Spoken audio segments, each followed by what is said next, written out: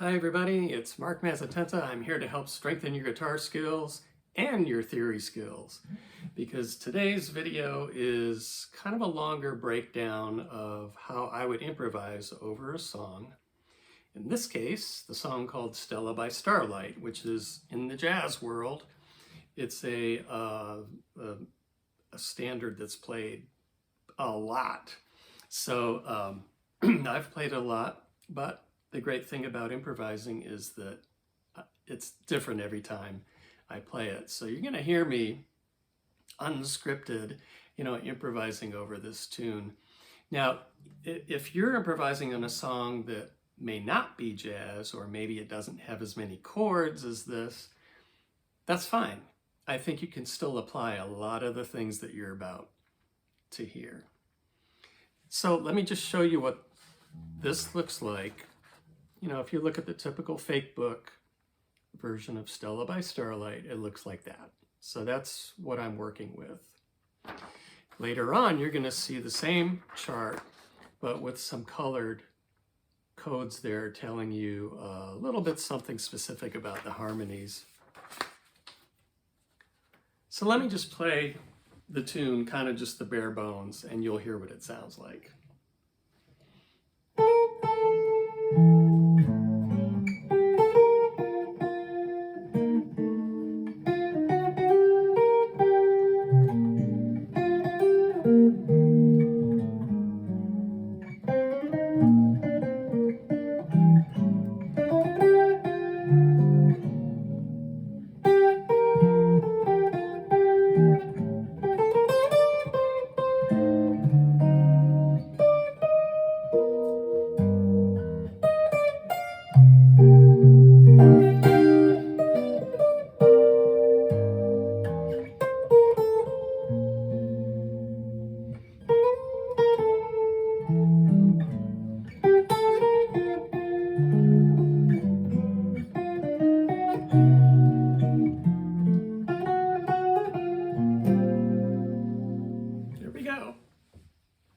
So you want to be able to play it enough over and over that you start memorizing all the elements of the song, starting with the melody.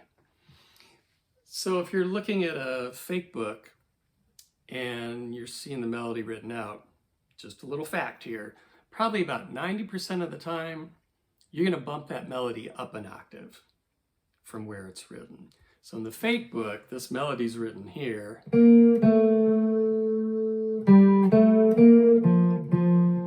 That's too low. So that's the first skill that you're going to be working on, is seeing a note and then bumping it up an octave from where it's written. But be able to play the melody.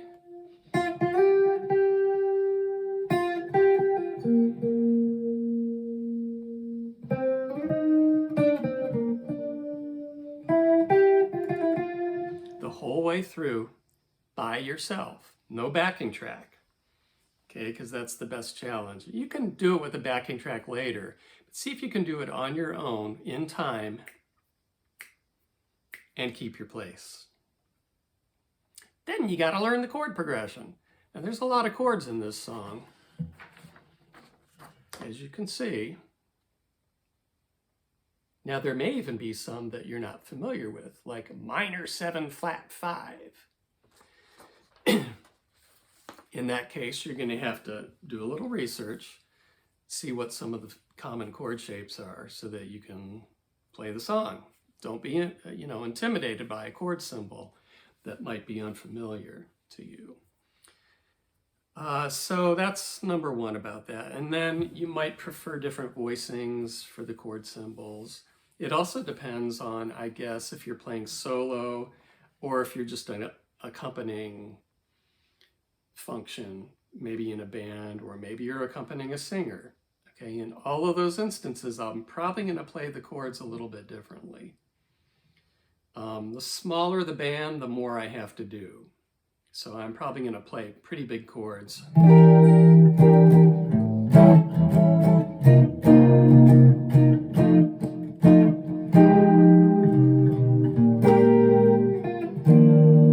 If it's just me, or if I'm accompanying a singer. Or if I'm in a larger band, I can even minimize even more my voicings or the actual strings that I play. Like,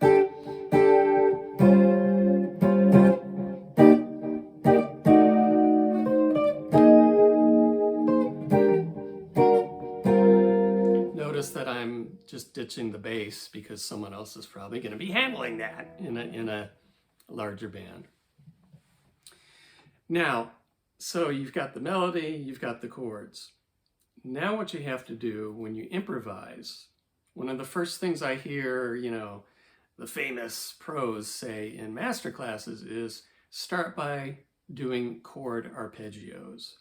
If you can take each chord in the song and do a root, third, fifth, seventh arpeggio, you'll just map out the entire song that way. So let me just demonstrate a little bit of that. This first chord may be one that you're not familiar with. Minor 7 flat 5, E minor 7 flat 5. So if you're not familiar with it, you might look it up and you might have a shape that gives you that. Then what you have to do is just identify the letter name of the notes that you're playing, because you really want to know that. Let's take one that you probably know, like A7. That's the next chord in the song, right? If you're not sure what the root, third, fifth, and seventh is in an A7, just play the shape that you know, and then go in and just ID all of those notes.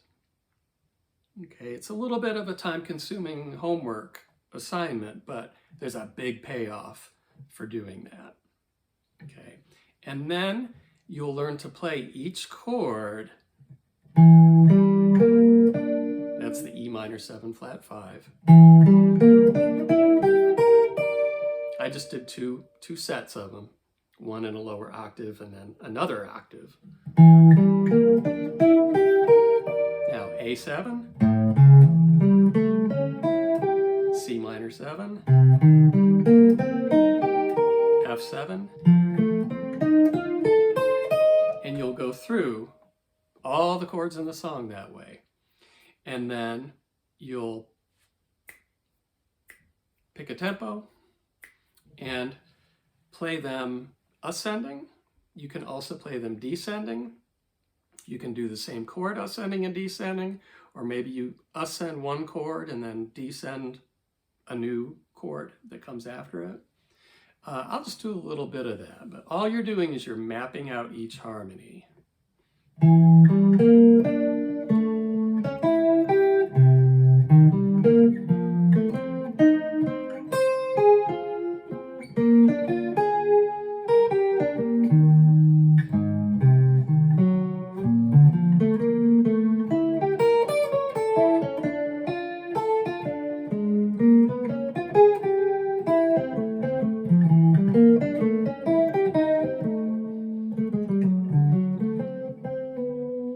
Okay, that's the process. So shuffling the notes around like that is, maybe like the next higher level skill. That makes it sound almost like a melody. And then what you can also do, so that's like a vertical way of thinking. But there's a horizontal way of thinking, and that is scales. Now, there is a matching scale for each one of these chord types that people might think of. And sometimes you can group them together and play the same scale over more than one chord. We'll talk about that a little bit later. But that first chord, the minor 7 flat 5, going to A7, and then C minor and F7. For a half diminished, which is what the minor 7 flat 5 is also known as, sometimes you can use what's called the Locrian mode. And it probably wouldn't hurt to research the modes. And here's a little chart of them, because you'll probably hear these names like Dorian and Mixolydian. And you'll want to know what those are. But Locrian is one that a lot of people think of when you have a minor 7 flat 5.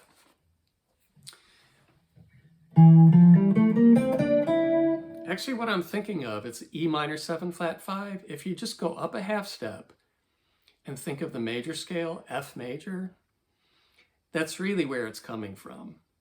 And then I just simply start on an E and go to an E, but I'm thinking the F major scale. Hear how it fits that chord?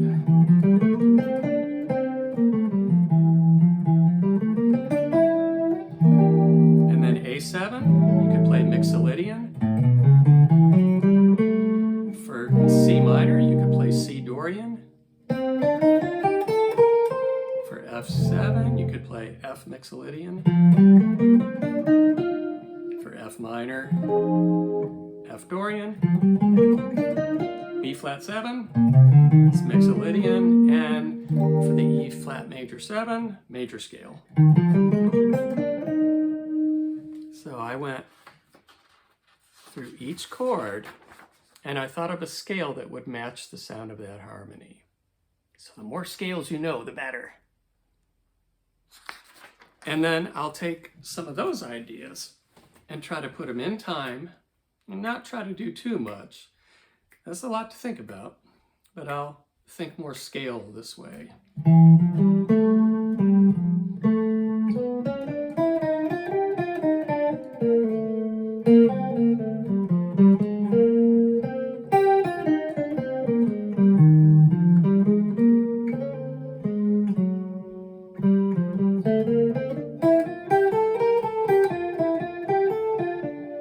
Right, so that's pretty challenging because you have to think of those new note groupings, you know, from the scale that you're thinking of. Now, let me show you this other image where I have something circled, because this can help maybe minimize some of the brain work. What you can do is go through a chord progression and identify the 5 to 1 or 2-5-1 in the song. On the second line here, there's a complete 2-5-1, F minor, B flat 7 to E flat major. That's a 2-5-1 in the key of E flat major. And so what some people do is they will just start playing an E flat major scale and they'll just blanket it over all that complete 2-5-1. So that's a way to help minimize, you know, all the things you have to think about. But it's such a personal thing navigating through here that everybody seems to have a different mental strategy, and that's fine. Now, in this particular song, there's a lot of 2-5s that don't go to the 1. Like at the very beginning, I've circled these two, and if the 1 chord was there, it would have gone here. Same with the next 2 chords. It's a 2-5 in this key, but you don't actually get that 1 chord, that arrival point. But you can still think it. So the chords that are circled in purple are either a 2-5 or a 2-5-1.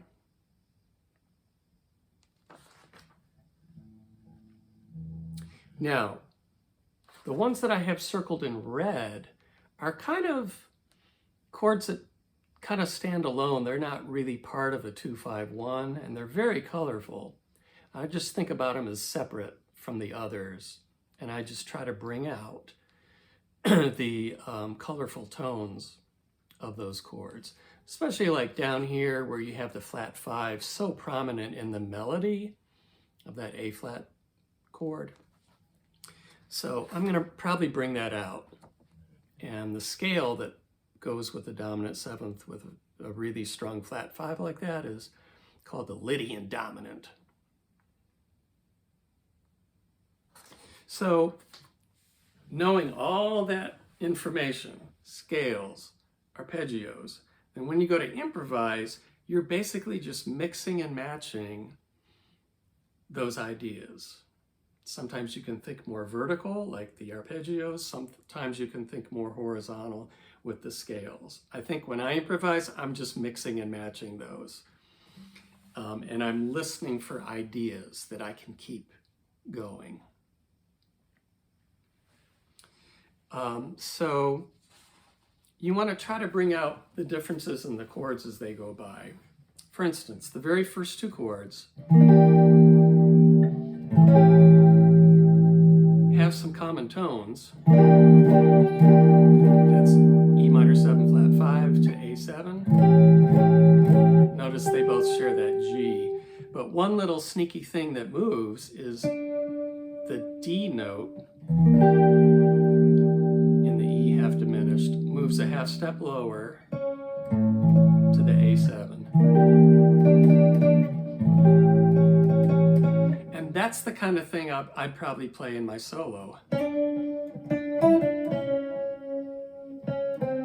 Something like that. And then those kind of standalone chords, the A flat 7, I'll really try to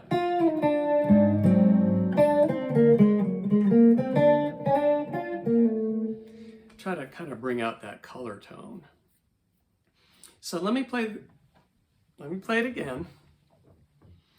And I think I'll play it kind of chordally the first time, maybe adding some more chords, and then I'll do it again with just single line stuff. Probably. Who knows? That's the thing. Sometimes I'll hear something, oh, I should play a chord here.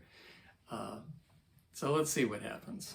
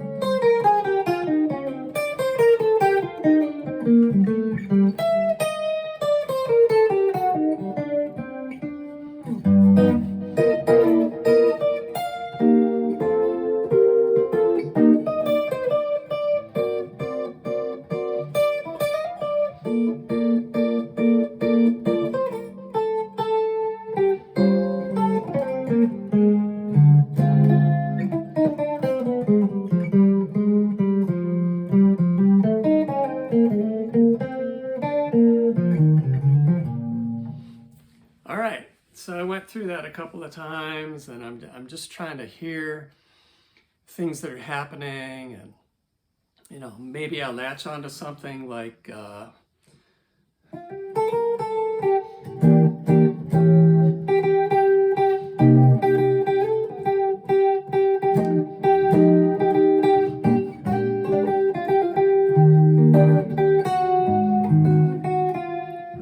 might hold a common tone that links a lot of the chords, and I'll just try to keep it going as long as I can until I'm forced to move it, depending on what the chord is. So that's something that can happen, which is kind of fun.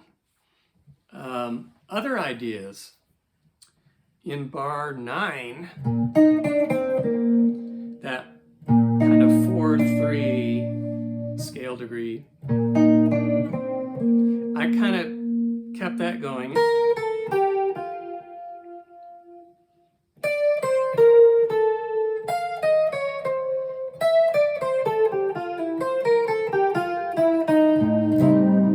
You know, so if you play something that you think is a pretty strong idea like that, you want to develop it. You're not holding a common tone, you're actually moving the notes to fit the next chords. But it's kind of fun to keep the same melodic, shape going. And then chords that are very kind of a surprise, I really try to land on the color tone, like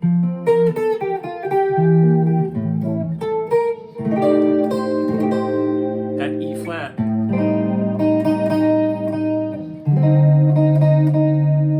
In bar 15 and 16, I almost always land on that E flat on the A minor 7 flat 5. And that becomes the flat 9 of the D7. And then something really interesting happens in bar 17. You get a G7 sharp 5, which is a really strong D sharp.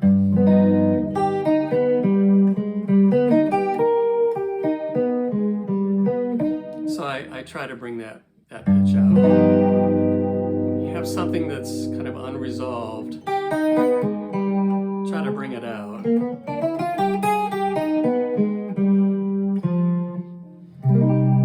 And then you resolve it to something very melodic and pretty. So there you go, everybody. That was just kind of a little breakdown of what the process is of trying to improvise over a song.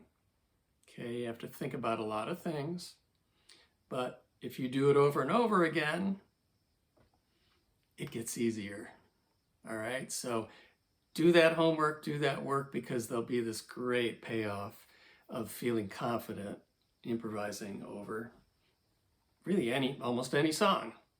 So I hope that helps everybody. Thanks for watching, and I'll see you next time.